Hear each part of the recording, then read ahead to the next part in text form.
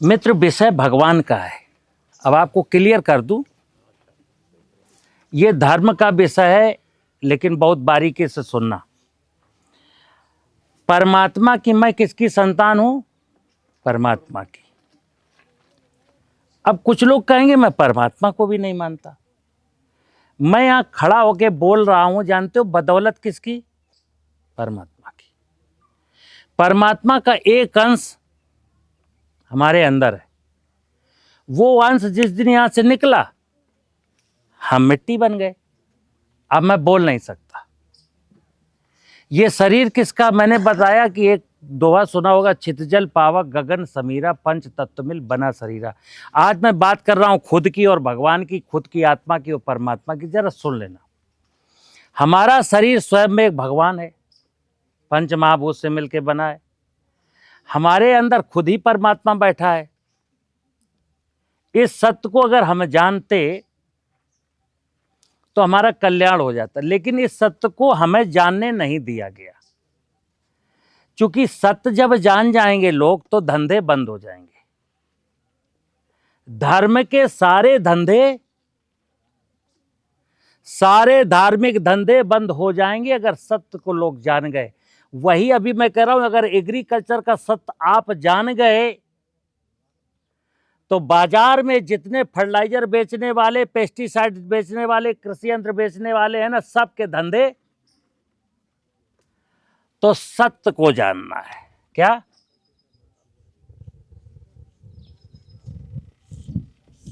कहते हैं सत्य के साथ चलो, सत्य को जानो। जैसे एक शब्द है, सत्य के साथ चलो। तो जिस व्यक्ति ने कहा सत्य के साथ चलो, उसे भी नहीं पता सत्य क्या है, तो कैसे चले? तो मुझे सत्य जानना है, इस संसार का सत्य जानना है। और सत्य जानने के लिए परमात्मा ने कहा है कि तुमको कुछ पढ़ना नहीं है, किसी से सुनना नहीं है। तुझको मैंने आंखें दी हैं, अपनी आंखों से देख, सत्य तेरे सामने बिखरा पड़ा है।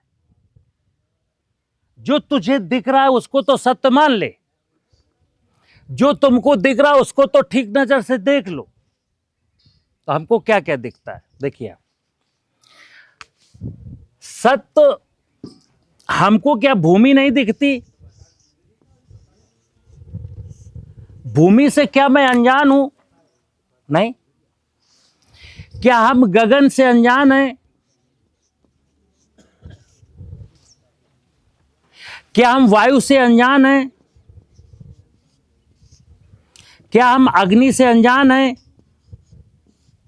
क्या हम नीर से अनजान हैं? धरती में चलता हूं, फिरता हूं, जल में, नीर में दिन में 10 बार पीता हूं, वायु में ऑक्सीजन दिन में 21,000 बार लेता हूं, सूरज मुझे आराम से दिख रहा है और खुला आकाश भी दिख रहा है। ईश्वर ने कहा यही तो है, यही तो है। भा ग वा, यही तो है भगवान। एक ही भगवान है। ये अलग अलग जब है तो भूमि देवता, गगन देवता, वायु देवता, अग्नि देवता, नीर देवता। देखिए इनके फंक्शन। जैसे ये क्या है?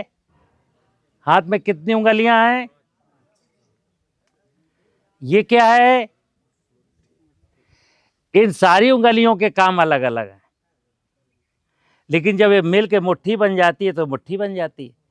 तो भूमि का काम अलग है, गगन का अलग है, वायु का अलग है, अग्नि का अलग है, नीर का अलग है। लेकिन एक वक्त आता है जब ये मिल करके कोई क्रिया करते हैं, जीव की रचना, जीव के शरीर का निर्माण करते हैं। ये आदमी कैसे बन गया? हम छित जल पावक गगन समीरा रूपी पिंड है मेरा। ये पिंड में पांचों तत्व।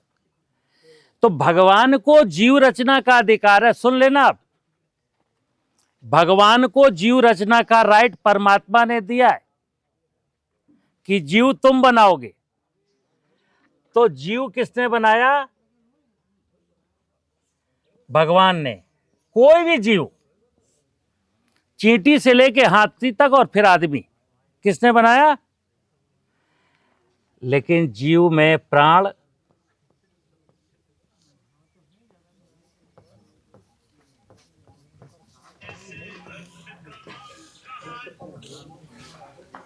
प्राण चेतना की स्थापना परमात्मा ही करता है। देखना, भगवान को ये राइट नहीं है कि तुम विनोद कुमार सचान को मरने के बाद किस जीव योनि में ले जाओगे ना, इसका लेखा जोखा भगवान नहीं रखता। भगवान तो केवल जीव बनाएगा, जीव निरंतर बनते रहते हैं, लेकिन एक जीव जो बनने वाला है, मैं जब मरूंगा तो मेरी आत्मा कहाँ डालेगा ये परमात्मा डिसाइड करेगा। कैसे मित्र? इस जीवन में कहते हैं, आपने सुना होगा गति, दुर्गति, सदगति। ये मनुष्य योनि जो है ये सबसे सुंदर योनि है। ये मुक्ति का द्वार है कि अब हम 84 लाख योनियों के फंद में नहीं फंसेंगे। अब मैं मनुष्य बन गया, लेकिन कब नहीं फंसोगे? जब यहां मनुष्य बन के रहोगे, जब यहां। तो सुनना मेरी, दुनिया में जितने भी जीव हैं उन सब का एक निर्धारित काम है सबको। जैसे यहां कोई अकारण नहीं है, चिड़िया कारण नहीं है, तितली अकारण नहीं है, केंचुआ कारण नहीं है, मच्छर अकारण नहीं है, मेंढक अचार। सबके यहां पर होने का कोई ना कोई कारण है। और मनुष्य चूंकि परमात्मा की सबसे सुंदर रचना है, तो मनुष्य का विशेष कारण है।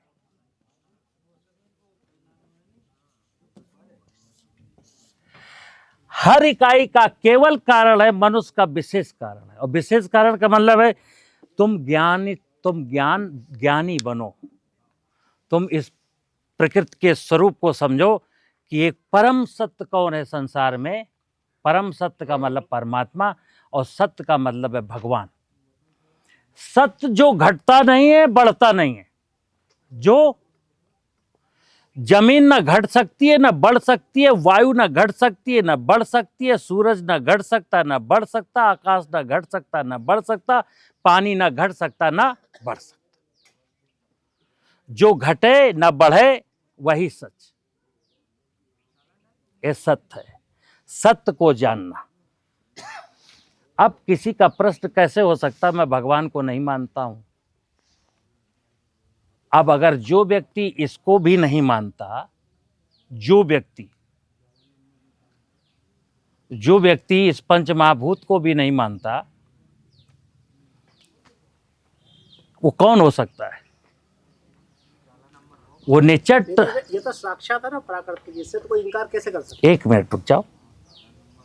आप जिस भगवान को नहीं मानते हो ना, जिस भगवान को आप नहीं मानते, वो कोई भगवान है ही नहीं। उसको जो मानते हैं वो मूर्ख। जैसे पृथ्वीराज जी के पास बहुत भगवान है, और ऐसे कई लोगों के पास बहुत सारे भगवान हैं। सुन लेना, गणेश,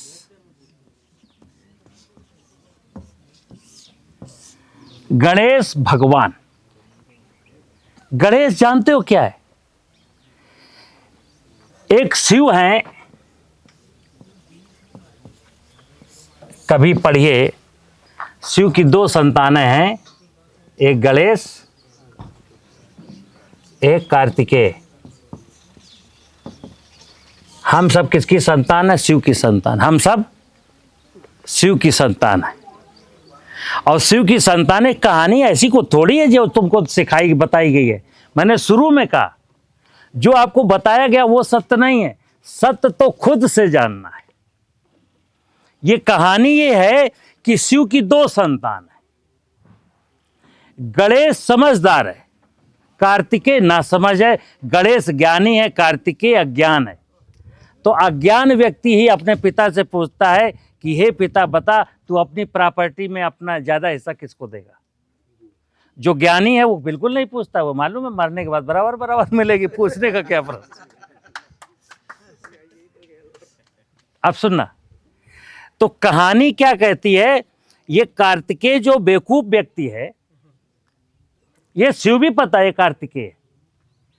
कार्तिकेय ने प्रश्न किया कि हे शिव, हे पिता शिव, तुम ये बताओ कि तुम हमको ज्यादा चाहते हो कि गणेश को। तो एक पिता से एक पिता के दो संतान है, एक हरामी है और एक अच्छा है। एक अच्छा व्यक्ति अगर पूछे अच्छा लड़का तो शायद पिता कुछ जवाब भी दे। एक बदमाश बच्चा पूछ रहा है, हे पिता ये बता तू मुझे ज्यादा चाहता कि गणेश को? तो शिव जी के सामने असमंजस है। शिव जी ने कहा कि ये प्रश्न तो इसका जिंदगी भर जिंदा रहेगा, चलो एक बार इसका फाइनल कर देते हैं। तो बोले कार्तिकेय काम करो, गणेश कहाँ, जरा उसको भी खोज के ले आओ। गणेश आ गए। शिव जी ने कहा कि गणेश ये इसका प्रश्न ये है कि तुम हमको ज़्यादा चाहते हो कि उनको? तो आज मुझे नहीं पता, अभी तक तो मेरे दिमाग में था ही नहीं साला मैं किसको ज़्यादा चाहता हूँ किसको कम, लेकिन आज चूंकि कार्तिकेय ने एक प्रश्न उठा दिया तो आज इसका निपटारा हो ही जाए। तो तुम जो दोनों जाओ और तुम दोनों में जो धरती की परिक्रमा करके पहले आएगा वही मेरा प्रिय पुत्र। तो कार्तिकेय की सवारी क्या मोर? अब देखना जो सुनाया गया है, मोर को अपना उड़ने में तो तकलीफ हो रही है और 100 किलो को कार्तिकेय को बिठा के क्या मोर कद्दू उड़ेगा? लेकिन कहा गया कार्तिकेय की सवारी मोर है। मोर माने पक्षी है, मतलब पक्षी की गति से गए और घूम करके पूरी धरती को आ गए और शिव के सामने खड़े हो गए, देखो आई एम फर्स्ट। अभी शिव फिर इसकी अज्ञानता पर मुस्कुरा रहे हैं, कह रहे हैं रुक जाओ, फर्स्ट तो हो लेकिन अब गणेश को भी आ जाने दो, वो निपटारा दोनों के सामने हो जाएगा। गणेश थोड़ा लेट आते। गणेश के सामने शिव जी कार्तिकेय के पूछते हैं कि कार्तिकेय तुम पहले आए हो, ये बताओ धरती की परिधि कितनी है? बोले पता नहीं। धरती में पानी कितना? बोले पता नहीं। धरती में वनस्पतियां कितनी? बोले पता नहीं। धरती में जीव कितने? बोले पता नहीं। धरती में धातुएं कितनी? बोले पता नहीं। धरती में मिनरल्स कितने? बोले पता नहीं। कार्तिकेय को कुछ नहीं पता। फिर गणेश से पूछते हैं, गणेश ने कहा कि वनस्पतियां इतनी हैं, धातुएं इतनी हैं, मिनरल्स इतने हैं, पानी इतना है, वनस्पतियां इतनी हैं, जीव इतने हैं। तो परिक्रमा का मतलब होता है जिसकी परिक्रमा कर रहे हो उसके बारे में संपूर्ण नॉलेज एकत्र करना। गणेश संपूर्ण ज्ञान अर्जित करके आए हैं और कार्तिकेय परिक्रमा करके आया। लेकिन अब अफसोस की बात क्या है, इस कहानी के बाद संपूर्ण धरती के इंसान से सभी ने कहा कि भाई सुनो, तुम धरती की पूजा करना मत करना, विष्णु की करना मत करना, ब्रह्मा की करना मत करना, लेकिन गणेश की पूजा जरूर करना, क्योंकि गणेश बनोगे तो कल्याण हो जाएगा। लेकिन इंसान ने जान दो क्या किया, जैसे 3 देवताओं की मूर्तियां होती थी, एक चौथी मूर्ति गेट पर गणेश की लगा दी।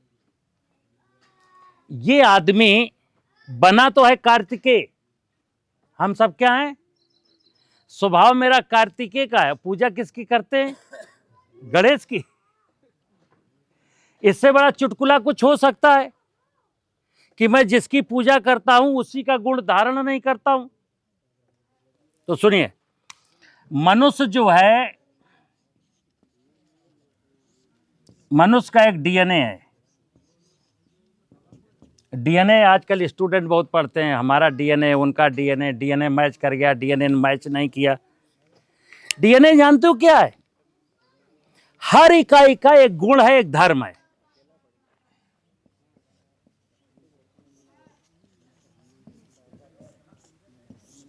हर इकाई का, कौवे का डीएनए, कोयल का डीएनए, आम के पेड़ का डीएनए, अमरूद के पेड़ का डीएनए और मनुष्य का डीएनए। डीएनए का मतलब है कि परमात्मा ने जिसको जिस निमित्त के लिए रचा है उस गुण को धारण करे। तो मनुष्य को तो आज यही पता नहीं कि मेरी रचना क्यों हुई है। तो जब मुझे पता ही नहीं मैं यहां क्यों हूं, तो मेरा धर्म भी नहीं पता मुझको। अगर कोई बताए तुम्हारा ये गुण है, मनुष्य का गुण है मनुष्यता को धारण करना, गुण को धारण करना ही धर्म है। अपने मूल गुणों को धारण करना ही धर्म। घंटी बजाना नहीं है धर्म, नमाज अदा करना नहीं है धर्म, रामायण पढ़ना नहीं है धर्म, गीता पढ़ना नहीं है धर्म, कुरान पढ़ना नहीं है। ये सब आडंबर है, ये सब आडंबर हैं, धर्म की कोई जरूरत नहीं है। आप केवल इंसान तो बनो यार। तुम गणेश बन जाओ, तुमको किसी मंदिर में भटकने की जरूरत ही नहीं है, तुमको किसी पूजा की जरूरत नहीं है। पूजा ये धर्म गुरु और धर्म स्थल और धार्मिक पुस्तकें ये धर्म को सिखाने के लिए, गुणों को डेवलप करने के लिए। जैसे मैं कहता हूं, राम ने क्या रामायण पढ़ी थी? नहीं, वो फिर भी राम बने। कृष्ण ने क्या गीता पढ़ी थी? नहीं, उन्होंने फिर भी धर्म और सत्य की स्थापना की। और हम गीता पढ़ करके असत्य और अधर्म फैलाते हैं।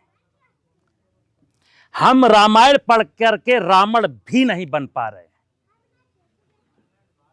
तो भगवान ने क्या, परमात्मा ने क्या कहा है कि कहीं नहीं भटकना, जो तू है वही मैं हूं, तेरे अंदर मैं ही बैठा हूं पुत्र, तू कभी मुझे तो देख। यानी कि तुम्हारा वास्तविक परिचय ये नहीं है जो मैं दिख रहा हूं, तुम्हारा वास्तविक परिचय है इस शरीर के अंदर जो ड्राइवर बैठा है। जैसे आप मंदिर जाते हैं ना, दूर मंदिर दिख रहा है, 5 करोड़ का मंदिर है, मंदिर यहां से दिख रहा था तो लौट आते ना, मंदिर तो दिख गया। नहीं, उसके गर्भगृह में घुसेंगे। गर्भगृह में एक छोटी सी काली सी मूर्ति है। अब मंदिर तो वहां नहीं दिख रहा, अब मूर्ति दिख रही है।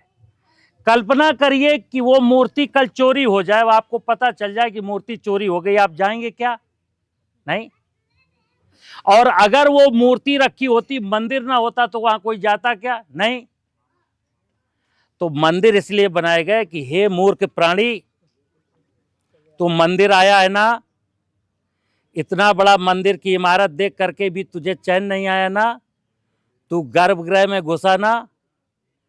इसी प्रकार तेरा शरीर एक मंदिर है और मंदिर के अंदर एक मूर्ति है, तू उसको निहार, तेरा कल्याण होगा। भगवान में क्या डाउट है आपको?